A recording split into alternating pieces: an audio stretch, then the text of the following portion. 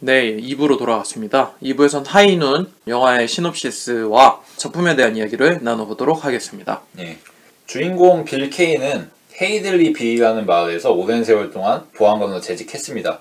그리고 이제는 연인인 에이미와 함께 결혼식을 올리고 마을을 떠나서 평화롭고 행복한 삶을 영위하려고 하던 참이죠. 네. 이때 5년 전에 그가 체포하여 감옥에 보냈던 프랭크 밀러라는 무법자가 복수를 하러 온다는 소식을 듣게 됩니다. 빌은 이미 보안관을 그만둔 상태지만 마을 사람들에게 책임감을 느껴서 밀러에게 대항하기로 작심합니다. 네. 하지만 마을 사람들은 그를 돕지 않죠. 그래서 그의 연인인 에이미는 케인에게 함께 달아나자고 종용하지만 케인은 끝내 밀러 일당과 싸우기로 결정하고 아무도 도와주지 않는 상태에서 혼자서 패거리에 맞서게 됩니다. 네.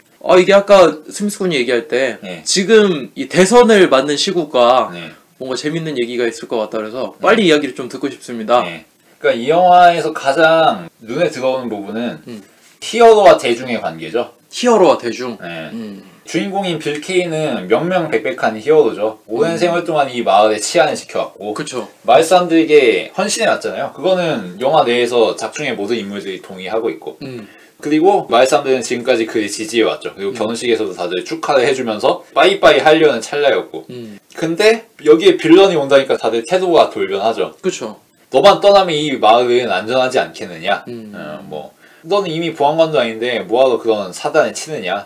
혹은 너가 여기서 싸우면은 우리 마을은 개발이나 이권으로부터 소외될 수밖에 없다. 뭐 이런 얘기도 하고 대중의 감탄보토가 굉장히 잘 보인다는 거죠.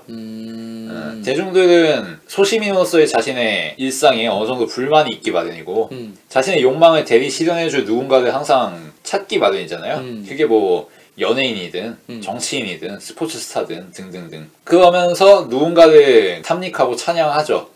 하지만 상황이 달라지면 혹은 조건이 달라지면 그 태도는 언제든지 금방 돌변합니다. 그치. 그리고 헌신짝처럼 버려지죠. 그리고 여론의 변화는 그 사이에서 유동치고요. 지금 대선만 해도 그렇죠. 일주일 만에 누군가가 이 사람이 대통령감이다 소리를 듣다가 바로 다음날에 찻대기 나왔어. 그쵸. 그런 식이죠. 여론이 시시각각 달라지고 국민의 대표처럼 보였던 누군가가 공공의 적이 됩니다. 그게 현실이죠. 그치. 반기문이었다가 이재명이었다가 안희정이었다가 안철수가 됩니다. 이런 게 굉장히 흥미로운 부분이죠. 이게 일단 대중들의 특성이라고 볼 수 있고 이 영화에 잘 반영이 되어 있어요. 그리고 반대편에는 히어로의 시선이 있죠. 히어로들은 어느 정도 자아 도취가 있을 수밖에 없어요. 그게 없이는 히어로가 될 수가 없죠. 나는 남들과 다른 사람이고 모두를 위해서 헌신하고 있고 정의를 수호하는 사람이다. 네. 그런 잡법 속에서 살아가는 게 히어로죠, 사실은. 그리고 이 히어로들이 가장 빠지기 좋은 판타지는 나는 공공의 안전, 공공의 이익을 위해서 희생하고 있다. 하지만 사람들은 날 몰라줘.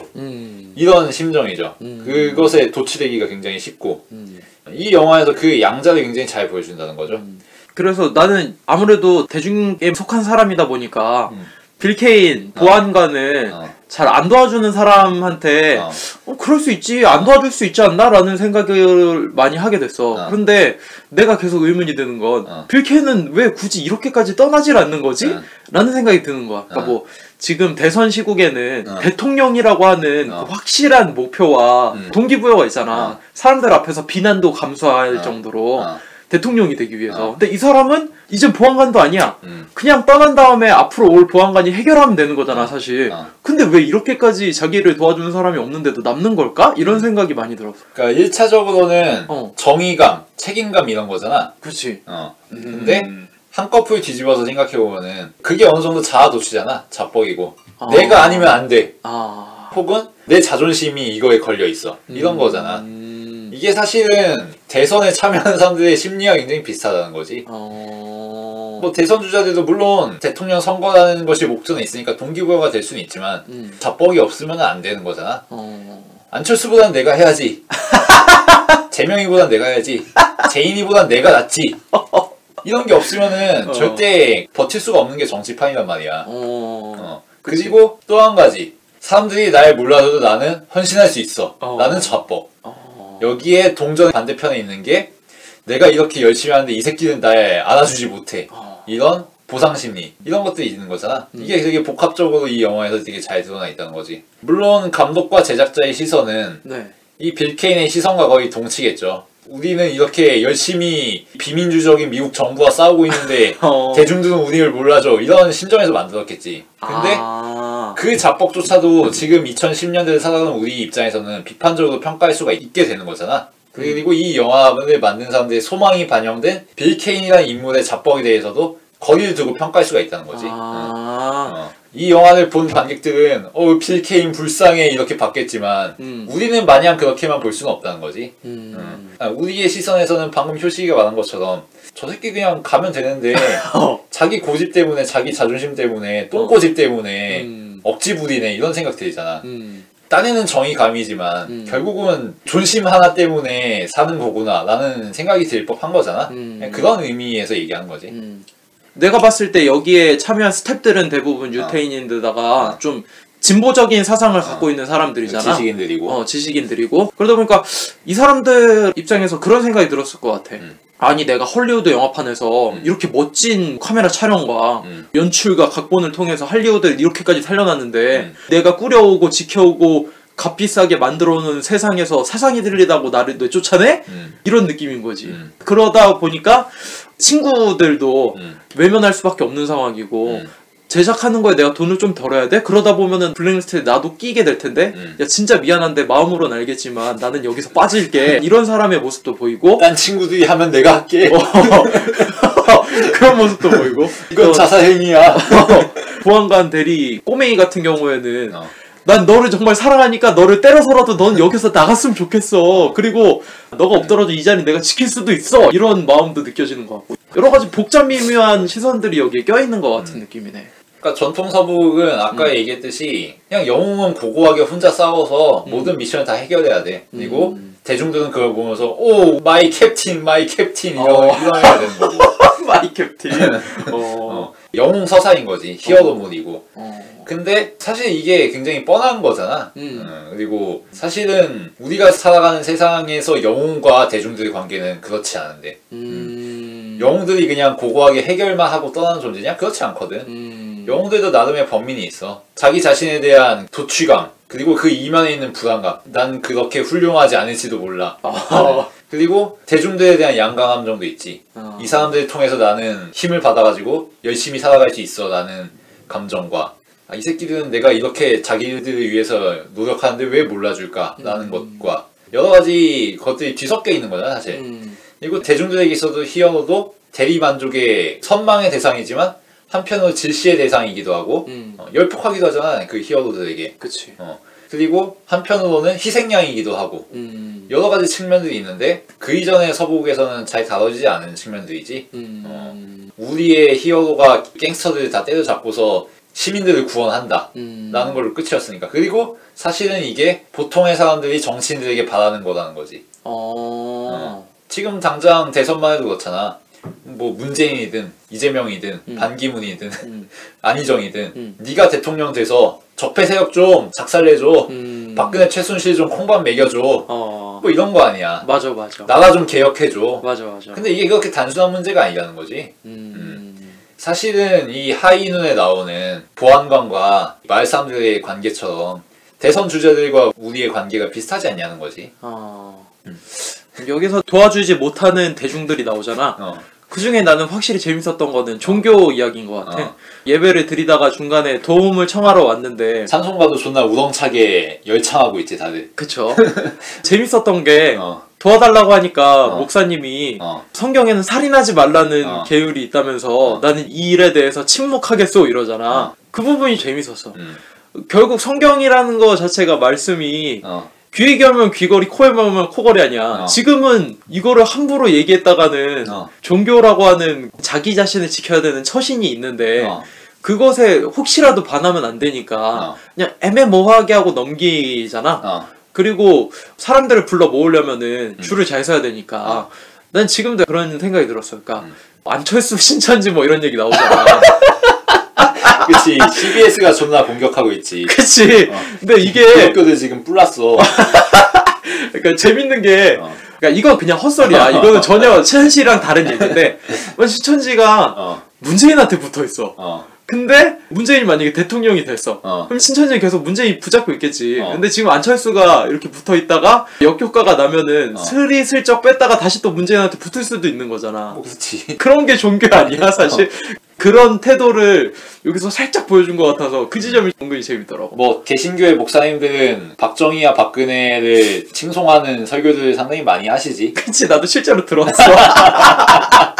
그러니까 그게 종교도 그런 대중의 속성에 반할 수 없잖아. 아무리 교리가 그렇다고 해도 먹고 살려면 목사들도 그러니까 대충 중립적인 척하면서 체면 세우는 거지. 거기서 입장 설파하고 이래봐야 자기 이미지만 구기고 이러니까. 그치. 정도를 지키는 척하는 거지. 그런 친구랄지 아니면 보조해주는 보안관이랄지 종교까지 들먹이면서 이야기하는 게 나는 개인적으로 좀 재밌었던 부분 중 하나. 그러니까 영화 전체적으로 지금 우리가 사는 세상하고 굉장히 비슷하다는 인상을 계속 준다는 거지. 또 한 가지 무조건 짚어야 될 점 중 하나가 음악인 것 같은데요. 이 주제가가 보안관이 걸어다니거나 장면이 나올 때마다 계속 반복되어서 나오죠. 처음 오프닝에서 주제가 한번 깔아주고 코드 진행이 영화 내에서 반복이 돼. 근데 그때그때 분위기에 맞게 연출이 되거든. 뭐 총격전이 벌어지는 상황에서는 위기감이 돋는 식으로 변주가 된다든가 아니면 로맨틱한 장면에서는 로맨틱하게 소절이 반복된다든가 그런 식으로 영화 전체로 일관적으로 주제가 반복되면서 정서를 형상화시킨 게 꽤 그럴듯하지 않았나? 그런 메시지를 계속 변주하면서 던져줬던 게 꽤 유효했기 때문에 주제가상도 탈 수 있었던 거구나. 그리고 보컬 자체가 굉장히 좋긴 하지. 되게 담백해. 미국 컨트리 음악에 굉장히 최적화된 굵은 발성의 보컬. 그리고 여기서 보면은 보안관 말고 대중들은 다 이야기를 하잖아. 난 이래서 못 도와준다. 난 이런 마음이다. 그리고 너가 떠났으면 좋겠다. 이렇게 속마음을 다 얘기하는데 보안관은 계속 꾹꾹 참잖아. 계속 침을 삼키듯이. 그걸 음악을 통해서 들려주는 게 다른 느낌인 것 같기도 하고 괜찮았던 것 중 하나인 것 같아요. 저는 또 한 가지 또 이야기해볼 만한 게 빌 케인과 에이미 파울러 두 사람이 처음에 결혼을 하는 장면으로 시작을 하는데 그게 근데 교회에서 안 한다는 이유로 교회에서도 한 번 또 등한시 한 번 하긴 하잖아. 근데 그 종교가 퀘이커교도고 살인을 하면 안 돼. 비폭력주의잖아. 근데 아내가 사랑하는 남편을 위해서 살인마저 할 수밖에 없는 상황이 돼서 결국 도와주게 되는 상황이 나오잖아. 그거 보면서 너가 사랑하는 사람을 위해서 너의 종교마도 희생할 정도로 너의 마음을 표현해야 돼. 그런 걸로 영화적으로는 보이는데 영화 바깥쪽으로 보면 또 의미를 찾으면 또 재밌을 것 같다는 생각이 들기도 했었어. 그러니까 뭐 극단적인 상황에서 중립을 지키기가 존나 힘들어진다 이런 거지 뭐. 이런 대전판이 되면은 회색 분자를 아무도 용납하지 않아요. 그러니까 예를 들어서 안철수와 문재인이 엄대엄이야. 엄재경이 말하듯이 50대 50이야. 그런 상황이면은 양쪽 지지자들이 다 열이 오른단 말이야. 그치. 그리고 주변 인물들 한 명이라도 붙잡아가지고 다들 같이 투표하러 가자고 같이 찍자고 이런 얘기 한단 말이야. 근데 거기서 아니 나는 잘 모르겠어 딴 사람 찍고 싶은데 혹은 뭐 이번에 투표 안 할 생각인데 이런 식의 얘기를 하면은 바로 민주주의의 적이 되지. 회색 분자가 되고 너는 지금 뭐 하는 거냐. 나라가 망할 상황인데. 그치. 나라가 망해도 나는 박근혜야 이런 사람들이 있는 것처럼. 그러면서 선택이 강요돼. 나름 자신의 신념이 있고 지키고 싶은 대의가 있는 사람들에게 생각 없는 사람들, 의식 없는 사람들이라는 딱지가 붙여지고 흑백 논리에 휩싸이면서 양단 간의 결정을 지어야 되는 상황이 주어지는 거지. 마치 이 영화의 그레이스 켈리처럼. 퀘이커 교도고 비폭력주의자인데 총을 안 쏘면은 남편 버린 개년이 되는 상황이야. 그치. 그런 선택이 강요되는 상황이 정치판이라는 거지. 극단적인 상황을 우리에게 강요하는. 좀 더 극단적인 예라면 뭐 6.25 전쟁 같은 게 될 수 있는 거고 회색 분자가 용납되지 않는 중립이 용납되지 않는 그런 상황인 거지. 그렇게만 보면 참 히어로의 길은 멀고도 험하고 어려운 길인 것 같다. 중간에 은퇴한 보안관이 나오는 이야기. 마치 빌 케인이 나중에 저렇게 되리라는 것처럼. 그것도 정말 흥미로운 게 이게 그냥 막막하게 계속 이 사람의 답답한 상황만 보여줬으면은 아무도 공감 못했을 것 같은데 정말 미래의 모습이라고 볼 수 있는 은퇴한 보안관을 한번 비춰주면서 이런 속성이 계속 반복되는 거야 너네들. 그런 거 한번 짚어주는 게 또 흥미롭더라고. 빌 케인 너가 열심히 해봐야 저렇게 돼 라는 것도 되고. 그래. 그리고 정말 재밌는 게 이 영화를 보면서 관객들은 각자가 생각하는 자신의 히어로에 빌 케인을 더 씌우리라는 거지. 예를 들어서 박정희 빠야. 너는 빌 케인을 보면서 박정희를 생각할걸? 그런가? 그리고 노무현 빠야. 빌 케인 보면서 노무현 생각할 거야. 그런 거지. 문재인 빠면 문재인을 보면서 빌 케인을 생각할 거고. 그런 식으로 사람들은 자기 히어로가 굉장한 순환을 당한다고 믿고 싶어 하지. 그 유명한 말 있잖아. 박근혜 불쌍해. 나라만 생각하고 살잖아. 이거 있잖아. 이게 사실은 지지자들 그리고 대중들의 기본적인 심리 상태라는 거지. 히어로에게 그런 환상을 더 씌우는. 그렇게 생각하니까 다르구나. 나는 당연히 이 보안관이 은퇴를 한 사람이다 보니까 그냥 보통 사람으로 생각했는데 만약에 예수님이라고 생각을 해보자. 그치. 악마가 이제 마을에 오고 있어. 나는 5년 동안 설교를 하고 제자들을 잘 키웠는데 근데 이 새끼들 다 우니까 난 예수와 제자 아니라 그러고 뭐 예수의 마누라는 없지만 하여튼 그런 식으로 대입하니까 또 재밌는 영화가 될 수 있구나. 뭐 예수는 히어로물의 고전 중에 고전이지 사실. 예수가 예루살렘에 들어와서 국민 슈퍼스타가 될 때하고 예수가 유대인의 왕이라는 팻말을 달고서 십자가에 못 박혀 죽을 때하고 일주일밖에 시차가 안 나요. 지금 대선판 생각하면 정말 있을 수 있을 것 같지. 그치. 마치 하이눈의 1시간처럼. 근데 나는 지금 와서 좀 웃었어. 그래도 액션씬이 어설프지? 되게 어설프더라고. 허술한 악당들의 모습도 좀 웃겼고 그래서 그런 생각도 들었어. 이게 맨 처음에 보안관을 보자 할 사람들을 구할 때 한 12명 정도는 구해야 된다 막 그런 얘기 하잖아. 그래서 난 막 악당들이 폭탄을 갖고 오나? 막 스나이핑을 하나? 막 이런 생각을 했는데 전혀 그게 아니고 아무런 대책 없이 싸우는 거 보고 이거는 뭐 무슨 보안관 옆에 한두 명만 있어도 이미 마을의 평화 무조건 지켜지는 상황인데 그런 거 보면서 웃긴 거지. 이게 사실 사람들이 엄청 두려워하잖아. 사형수가 돌아온다.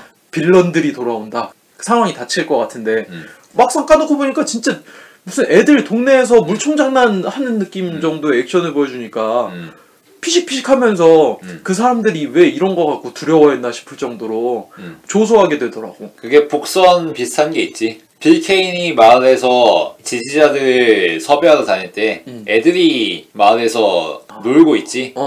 교회에서도 애들을 먼저 밖으로 내보낸단 말이야. 어른들끼리 이야기할 거라고 얘기하면서. 그리고 그 이야기가 모두 끝나고 아무의 동조도 얻지 못한 케인이 교회를 나올 때 애들이 밖에서 뛰놀고 있어요. 그리고 마을로 또 향하고 있으니까 애들이 또 총격전을 모의 놀이로 하고 있어. 빌 케인 너 내가 죽인다 막 이러면서. 그걸 보면서 빌 케인이 이제 쓴웃음을 짓고 그게 다 마지막 액션씬을 예고하는 거지. 이게 얼마나 유치한 애들의 장난 같은 놀이인지. 물론 감독과 제작자가 의도했을 거라고 보진 않은데 그렇게 보면은 기존의 서부극들이 얼마나 애들 놀이스러운지 화려한 총잡이의 테크닉으로 사람들이 현혹시킨 총격전이라는 게 얼마나 사실은 까놓고 보면 우스운 건지 풍자적인 효과가 또 있다고 볼 수 있지.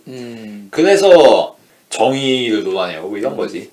그러니까 이 영화는 정말 서부극이라고 하는 장르에서 정말 끝단에서 그 서부극 전체를 뒤돌아보면서 당시에 있었던 일을 투과하면서까지 이야기를 했던 영화라고 봐야겠구나. 그런 의도도 있고 지금 2010년대에 살아가는 우리의 눈에 또 달리 보이는 그런 것들도 있는 거고. 그냥 곁다리로 얘기할 만한 건 전애인은 되게 미련 없이 떠나버리더라고. 그런 것도 뭐 의미가 있다고 봐야 되는 건가? 그거는 내가 생각하기에는 처리를 미흡하게 한 게 아닌가 싶은 게 그러니까 그 전 애인이 프랭크 밀러의 전 애인이기도 하잖아. 빌과 프랭크 사이에 있는 판문 파탈 같은 그런 거잖아. 지금으로 치면은 르와르 영화에서 흔히 나오는 달콤한 인생의 신미나 같은 캐릭터지 원래는. 근데 원래는 이 캐릭터에 힘을 쏟으면서 빌과 프랭크 밀러의 관계를 좀 더 복합적으로 만들고 에이미와의 관계도 복잡성을 추가하는 그런 식이 됐어야 되는데 이야기가 수습이 안 될 것 같으니까 대충 처리한 게 아닌가? 뭐 그렇게 생각해 나는. 네. 그러면은 뭐 슬슬 마무리를 할까요? 네. 저는 이번에 보면서 뭔가 전통 서부극 느낌은 아니네. 그리고 다짜고짜 시작하네. 이런 느낌이 있어서 아무런 부연 설명 없이 그냥 바로 시작해버리잖아. 그래서 내용을 빨리 파악했다라는 생각 때문에 집중을 오히려 빨리 하게 됐고 그러니까 전에 내용을 차근차근 해주면 이런 얘기겠네 하면서 대충 예상이 가는데 이건 너무 다짜고짜 아무런 배경 설명 없이 시작을 해버리니까 영화적으로 새로웠어. 집중을 안 하면 이제 완전 놓칠 수밖에 없는 상황을 주니까 그게 좀 재밌었고, 기차에서의 모습이라든지 그런 거 보면은 이해가 안 가는 점이 있었다. 예를 들어서 뭐 보안관이 그 12시에 오는 거 알았으면은 잠복을 해가지고 이 사람들을 빨리 다 쏴 죽이면은 되지 않았을까? 그런 현실적인 의구심이 들긴 하는데, 그리고 벤 밀러 패거리도 이해가 안 가지? 멍청하지 좀. 형 기다릴 게 아니고 그냥 자기들끼리 쇼부 봐도 되는 건데. 그리고 뭐 벙커 같은 거 만들어갖고 기다리고 있어도 되는 거고. 그러니까 그런 부분에 아쉽기는 한데, 이 영화 자체가 아예 풍자적으로 그런 얘기를 하는 거였기 때문에 인용할 수 있다고 생각하고, 어린애 같은 모습을 보이는 보조 보안관이라든지 교회에서 일어나는 일들이라든지 자신의 종교마저 버리고 남편을 도와준 뒤에 보안관 배지를 버리는 장면까지는 재밌었다라는 생각도 들고, 어설픈 액션이 나는 정말 그런 걸 기대 안 했었는데 정말 내가 피식피식 웃으면서 아 이거 의도한 거 맞지? 설마 이거 그 당시 때 사람들은 엄청 액션성이 넘친다 이러면서 봤던 거 아니겠지? 그래서 나는 엄청 낄낄대면서 봐가지고 재밌었던 것 같고, 그렇다고 제가 막 엄청 높은 점수를 주기에는 풍자적인 내용으로만 치우친 느낌이 없잖아 있어서 그런 점이 아쉬웠다라는 느낌 때문에 4점 줄 수 있을 것 같아요. 왜냐면은 제가 기존에 서복을 많이 봐왔던 사람이면 아 이런 변주가 가능하구나 이렇게 볼 수 있는데, 그런 사람이 아니었기 때문에 아 뭐 이런 이야기가 있었네, 아 그때 당시에 그런 일 때문에 이런 영화를 만들어냈구나, 아 그렇구나 라는 생각이 좀 있었고 재밌는 것 같아요. 이런 주제는 시대가 아무리 흘러도 공통적인 속성으로 계속 비춰볼 수 있다는 것 자체가 재밌는 것 같습니다. 저는 주목했던 게 시계를 계속 잡아주는 거 있죠? 이게 별거 아닌 거고 누구나 할 수 있는 건데 이것만으로도 꽤 긴장감이 살더라고. 시간의 경과를 보여주면서 계속 하이눈이 되는 걸 관객이 인식하게 하잖아. 그런 거 꽤 괜찮은 효과인 것 같고 굉장히 쉽게 성취할 수 있는 그 점에서 효율적인 것 같았어. 그리고 딱 12시가 됐을 때 마을 전체를 돌아보는 그 카메라 샷, 이게 굉장히 인상적이더라고. 마을 사람들을 한 컷 한 컷 잡아주잖아. 그러면서 딱 프랭크 밀러가 돌아오고 거기까지 리듬이 되게 좋더라고. 물론 장르적인 장치들이 굉장히 많아요. 아까 얘기했듯이 굳이 결전을 의도한 거라든지, 그러니까 자기적으로 결전까지 가는 세팅을 해주잖아. 그 전에 우발적으로 싸우고 이런 게 아니라 영화 진행도 그냥 차근차근 진행되지, 마치 돌발적인 변수가 없다는 듯이 이 영화는 실제 리얼타임 흐른 대로 흘러가는 영화임에도 불구하고 영화의 전개 자체는 논리정연하게 질서정연하게 다 짜여져 있지. 실제 현실과는 다르게 인위적인 영화라고 할 수 있지. 실제 현실이었으면은 시간 흐름이 좀 달랐겠지. 이 영화에서 시계를 계속 보여주긴 하지만 실제 한 시퀀스에서 취하는 행동들이 작중 경과 시간하고는 꽤 안 맞는 게 있거든. 예를 들어서 이 대사들은 5분 안에 일어날 수 없는 일을 얘기한다든지 뭐 그런 것도 있잖아. 네, 뭐 그런 점에서는 아무래도 옛날 티가 나긴 한다 그런 생각이 들긴 했어. 그래서 저는 3개 반 주고 싶고요. 예. 이 정도로 마무리하면 될 것 같습니다. 좀 있으면 5월에 또 새로운 하이눈이 떠오를 텐데 그때는 어떤 결과 나올지도 재밌을 것 같은데, 계속해서 두고 보면서 일주일 만에 판세가 바뀌는, 이 여론조사가 바뀌는 이 시대 속에서 과연 한 달 후에 어떤 결과 나올지 좀 기다리면서 보면 재밌을 것 같습니다. 네, 그럼 저희가 오늘 다룬 영화 하이눈이었습니다. 들어주셔서 감사합니다.